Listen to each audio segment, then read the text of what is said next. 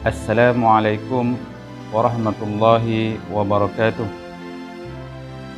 Alhamdulillah, summa alhamdulillah, wassalatu wassalamu ala rasulillah wa ba'd. Tuan-tuan dan puan-puan sidang pendengar tetamu Ramadan yang dirahmati Allah sekalian. Salam Ihya Ramadan. Mudah-mudahan Ramadan kita kali ini menjadi Ramadan yang lebih baik dari Ramadan-Ramadan yang lalu. Dan insya-Allah tuan-tuan, marilah kita sama-sama mengambil peluang menjadikan Perintah Kawalan Pergerakan COVID-19 ini untuk kita jadikan Ramadan kali ini yang terbaik buat kita. Kita stay at home, pandangan mata kita terjaga dari perkara yang haram dilihat di luar sana. Kita bekerja dari rumah, kita tiada pergaulan dengan rakan sepejabat mahupun dengan sesiapa di luar. Lidah kita dan telinga kita terjaga dari dosa, tuan-tuan dan puan-puan. Dari mengata, membawang, menyebar fitnah, bersembang-sembang perkara lara. Telinga kita terjaga dari mendengar keburukan umpatan, fitnah, keji dan aib orang. Yang mana semua itu akan menghilangkan atau mengurangkan pahala puasa kita. Tuan-tuan dan puan-puan, tetamu Ramadan yang dirahmati Allah sekalian. Di rumah pula janganlah kita ganti dengan perkara-perkara lara yang lain dan yang sia-sia.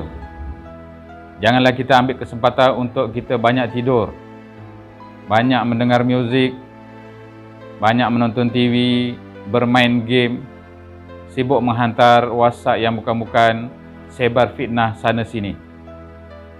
Ambillah kesempatan ini untuk kita banyak berbuat amal soleh, amal ibadah. Banyakkanlah membaca dan bertadarus Al-Quran. Banyakkan solat-solat sunat, berzikir, mendengar tazkirah dan ceramah. Banyakkan berdoa memohon keampunan dan carilah peluang untuk kita mengeluarkan infak dan sedekah. Tuan-tuan dan puan-puan yang dirahmati Allah sekalian, pada Ibrah Ramadan kali ini kita akan membincangkan tajuk Ramadan bukan pesta makan. Firman Allah Subhanahu wa taala di dalam surah Al-Baqarah ayat 183. A'udzu billahi minasyaitonir rajim. Ya ayyuhallazina amanu kutiba alaikumus shiyam kama kutiba alal ladzina min qablikum la'allakum tattaqun. Shadaqallahul azim. Maksudnya, wahai orang-orang yang beriman, diwajibkan kamu berpuasa sebagaimana diwajibkan ke atas orang-orang terdahulu daripada kamu, supaya kamu bertakwa.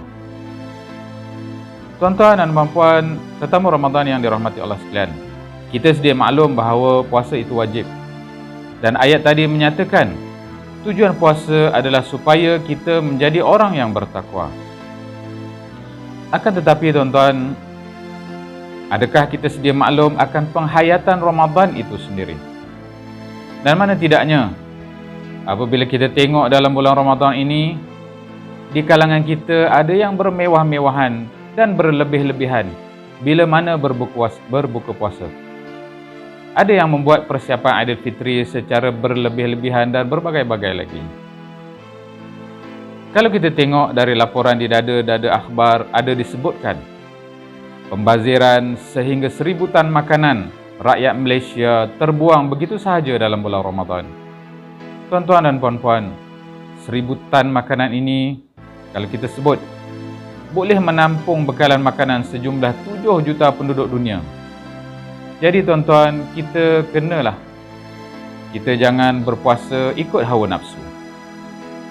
Mana tidak tuan-tuan, kita beli makanan juadah banyak-banyak, makan sampai kenyang, lepas tu tak habis. Terbuang begitu sahaja tuan-tuan.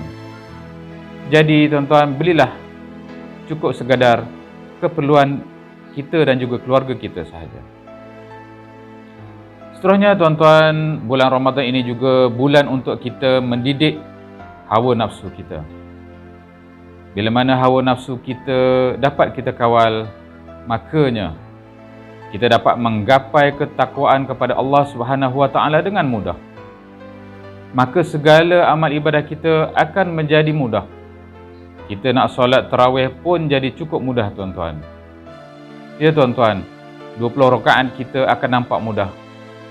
20 rakaat kita akan nampak mudah. Macam 8 rakaat. Sebabnya kita tidak letih awal. Kita buka puasa makan banyak-banyak letih dah tuan-tuan. Kekenyangan. Nanti nak tarawih letih lagi.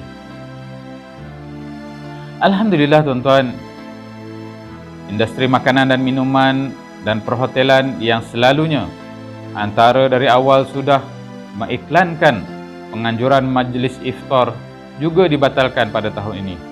Tiada lagi buffet Ramadan, tiada lagi moreh dan majlis berbuka puasa di masjid-masjid dan surau.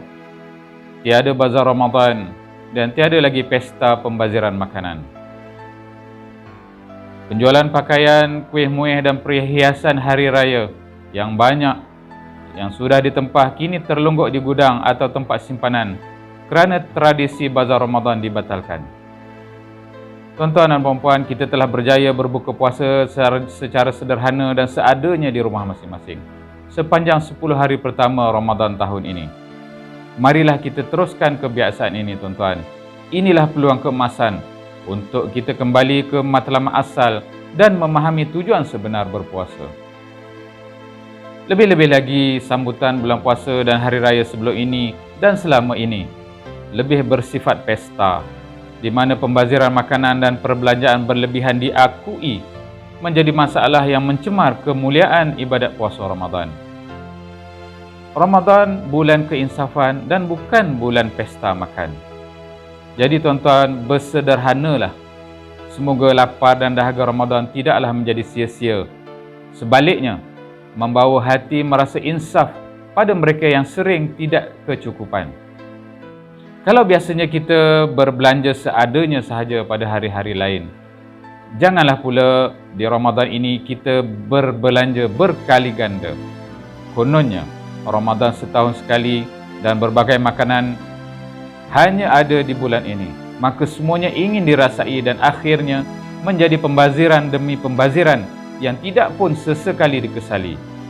Tuan-tuan dan puan-puan, tetamu Ramadan yang dirahmati Allah sekalian, keinsafan yang bagaimana akan dirasai bila lapar dan dahaga sepanjang siang rupa-rupanya menanti waktu untuk dilampiaskan sepuas-puasnya sebaik tiba maghrib.